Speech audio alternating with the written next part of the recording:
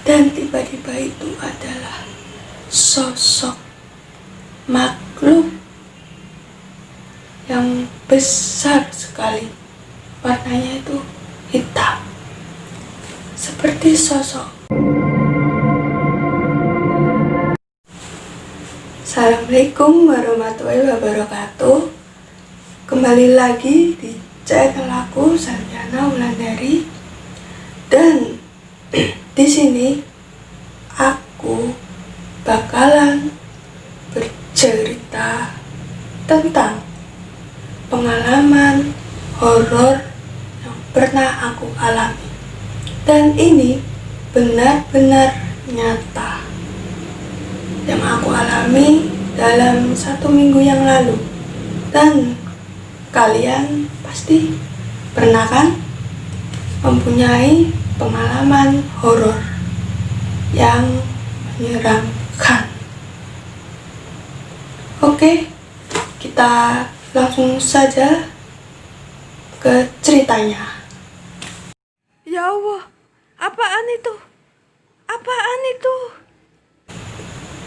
Pertama-tama, aku mau berangkat ke kampus pada sore hari jam 3 sore dan bersama teman aku.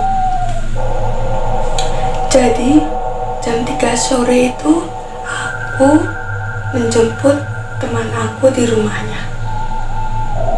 Lalu mau berangkat itu juga baik-baik saja, tidak ada kejadian apa-apa.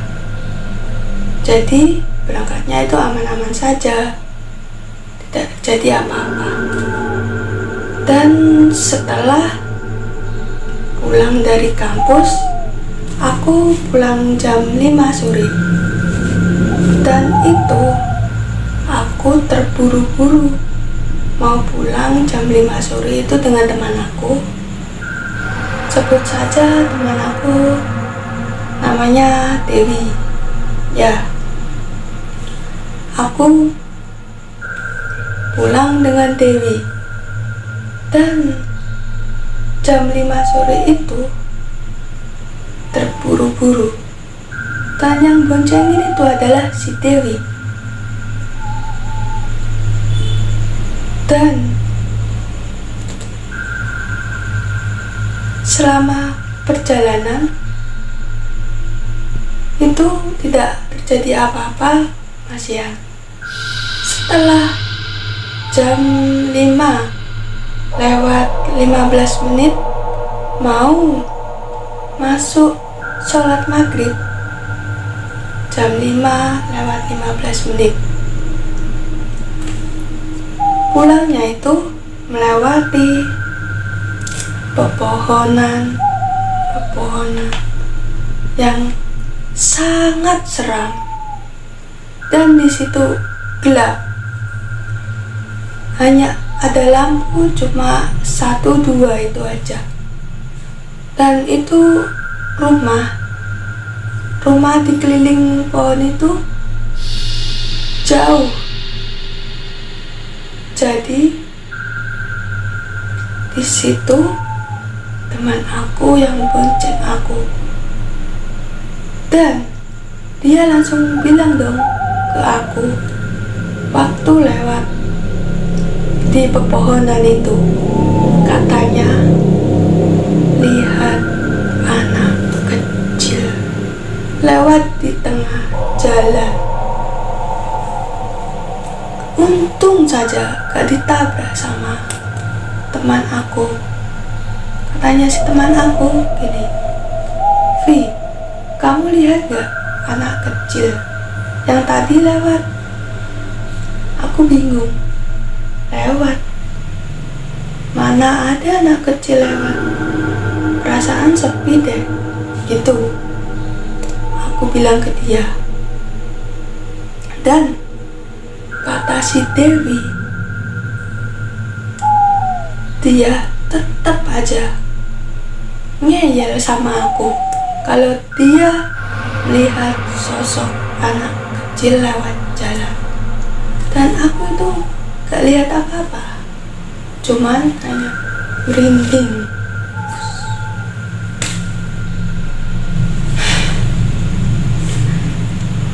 Jadi waktu itu sudah masuk adzan maghrib. Jadi aku dan teman aku melanjutkan perjalanannya karena perjalanannya itu dekat dengan rumah teman aku. Oke. Jadi setelah pulang ada yang megang telinga aku dong. Aku bilang dong ke teman aku gini, Dewi, telinga aku kayak ada yang megang ya. Terus kata si Dewi, masa itu? Terus aku jawab, iya, kayak ada yang megang aku, telinga aku. Itu siapa? Terus kata si Dewi, mungkin itu hantu yang sosok anak kecil itu. Terus aku langsung bilang, alah, gak mungkin gitu. Aku gak percaya dong aku kalau teman aku itu benar-benar melihat sosok anak kecil yang lewat jalan. Aku gak percaya sama sekali. Oke, setelah teman aku lihat anak kecil itu, lalu waktu jam 5:30 itu kan masih adzan maghrib itu 5:30. Lah, terus sudah dekat dengan rumah teman aku. Kan itu rumah teman aku melewati jalan sepi-sepi dan tak ada satu orang pun yang keluar pada saat adzan maghrib. Oke, jadi sepi di situ ya. Lalu sudah sampai di teman aku itu, aku menunggu teman aku di depan. Teman aku masuk keluar rumah dulu. Aku nunggu di depan dahulu, menunggu pintu di depan itu dibuka. Nah, di situ aku mulai merasakan merinding semua. Dan ada yang manggil-manggil aku dengan sebutan "woi" gitu. Jadi aku bingung. Aku cari suara itu, di mana suara itu berasal. Oke, aku cari di sudut rumah dia, tidak ada. Di samping rumah dia juga tidak ada. Di situ tidak ada satu orang pun yang keluar rumah, alias sepi. Dan aku bingung, siapa yang manggil aku dengan sebutan gue itu. Aku terus mencari. Suaranya itu dekat banget dengan posisi aku itu. Posisi aku itu di depan pohon mangga. Ya, depan pohon mangga itu. Suaranya dekat dong. Aku terus mencari suara itu, gak ada sama sekali. Terus perasaanku gini, oh ini bukan manusia, ini makhluk halus. Jadi aku langsung berkata, jangan panggil-panggil aku. Kalau berani kamu kesini di depan aku, di hadapanku, kalau berani. Dan aku tidak takut sama sekali dengan kamu. Kamu jangan main-main dengan aku ya. Aku langsung bilang gitu. Dan suara itu tiba-tiba hilang.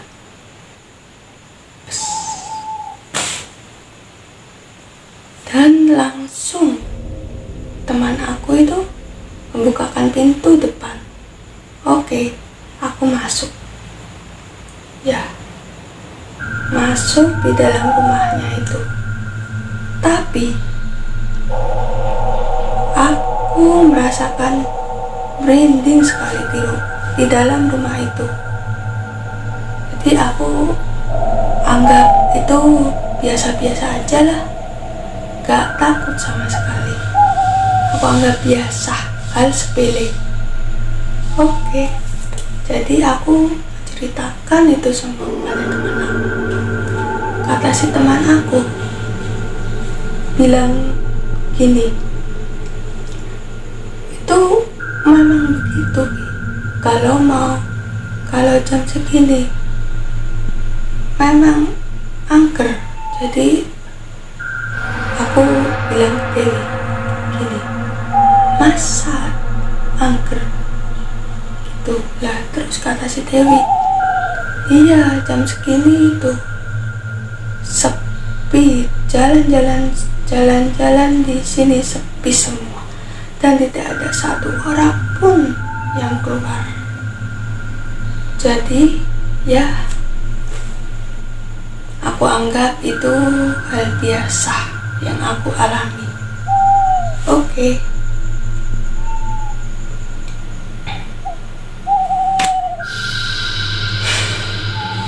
Jarak 5 menit kemudian aku ditelepon oleh teman aku. Sebut saja namanya Raka. Dan si Raka itu telepon aku dan katanya barang aku ketinggalan di rumahnya dia. Padahal aku gak pernah menaruh barang-barang berharga aku di rumah dia. Oke,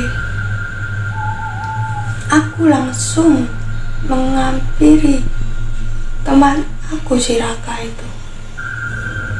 Langsung aku pamitan dengan teman aku Dewi. Aku mau pulang dan aku mau ke rumah si Raka. Terus Dewi bilang, ngapain kamu ke situ? Terus aku menjawab, ya karena ada barang aku yang ketinggalan di rumah Raka.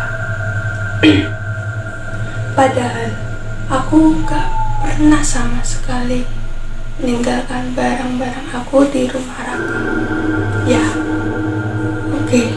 Setelah itu aku keluar rumah dan aku sudah pamitan dengan Dewi kalau aku mau ke rumah Raka. Oke. Itu masuk jam 6:30. Aku pamitan ke rumah Raka. Dan di perjalanan itu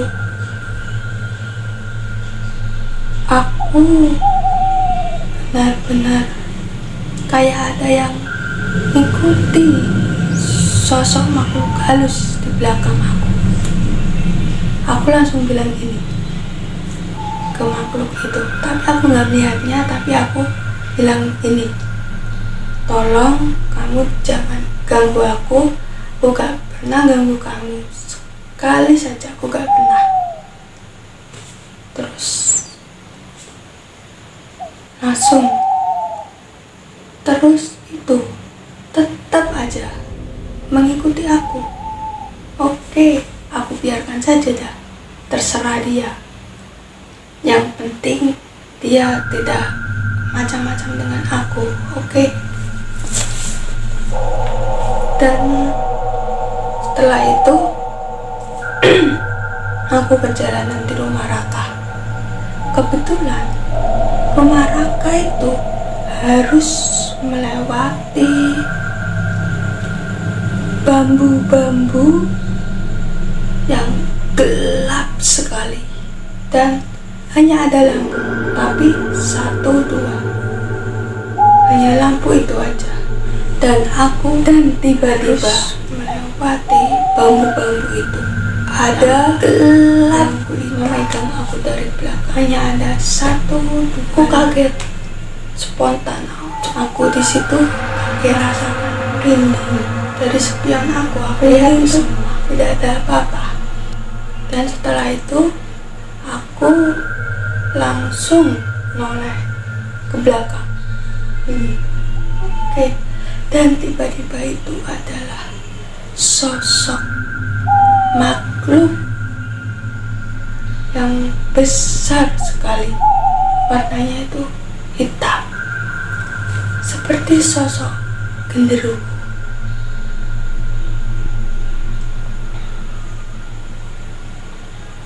Langsung dong aku ngebut dari situ karena ada sosok hitam yang mengganggu aku di belakang aku. Langsung keras sekali aku naik sepeda. Dan setelah itu udah sampai di rumah Raka. Dan aku bilang dong kepada Raka, bilang begini, di bambu-bambu itu aku lihat ada sosok makhluk besar warnanya hitam.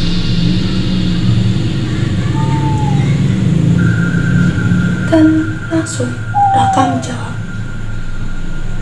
iya memang di situ ada penunggunya, sosok genderuwo.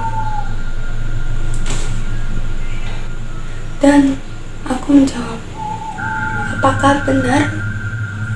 Terus si Raka menjawab, iya benar, itu adalah sosok genderuwo. Dan dia bercerita lagi, cerita begini, ya aku pernah dijatuhkan oleh sosok genderuwo itu saat aku mau pulang ke rumah. Langsung dong sepeda aku jatuh dan aku tergelempar di situ. Dan aku langsung bilang gini, apakah itu benar? Terus si Raka, iya itu memang benar dan nyata, aku alami sendiri. Di situ aku langsung ketakutan, takut kalau aku dijatuhkan juga sama si genderuwo itu. Oke, setelah bercerita, langsung aku ambil barangnya yang ketinggalan di rumah Raka itu dan aku langsung pamitan mau pulang. Dan kata si Raka itu bilang begini ke aku, kamu berani gak pulangnya? Aku langsung menjawab, ya berani-berani aja gitu. Terus si Raka gak tega itu sama aku, jadi ya diantar sampai jalan raya. Pada waktu melewati bambu itu yang gelap, aku merasakan merinding sekali. Langsung dong sama si Raka suruh ngebut. Oke, ngebut, jadi aku sampai jalan raya. Tapi anehnya, setelah sampai di jalan raya, sepeda aku kayak ada yang kayak berat gitu di belakang. Aku gas dengan sangat keras, tetap gak bisa jalan. Aku langsung bilang ke Raka, ini kenapa sepeda aku kok berat sekali? Terus si Rakam jawab, berat gimana? Coba aku periksa sepeda kamu. Oke, lalu dia periksa. Bisa. Setelah diperiksa, ternyata bisa dan normal. Tapi kenapa aku yang melajukan sepeda itu dengan gas sangat keras tapi berat sekali? Tadi Raka langsung menjawab, kamu langsung pulang aja dah, gak usah dipikir itu. Penting sepeda kamu sudah balik lagi dan bisa. Tapi anehnya di tengah jalanan itu mata aku benar-benar buram, tidak melihat apa-apa, kayak orang buta. Aku langsung kaget, mataku kok gelap sekali nih, bingung dong aku. Langsung semua doa-doa aku baca dan mata aku normal seperti semula. Dan di situ aku langsung ngebut dengan sangat keras. Segera sampai rumah, ngebut dengan sekeras mungkin. Tapi aku hampir ditabrak mobil kecepatan aku yang sangat tinggi. Langsung aku dengan membaca doa-doa, alhamdulillah di situ aku selamat sampai tujuan. Oke, ya berakhir di sini cerita horor. Aku punya pesan buat kalian. Tolong kalian keluar setelah sholat maghrib. Sekian cerita horor dari aku.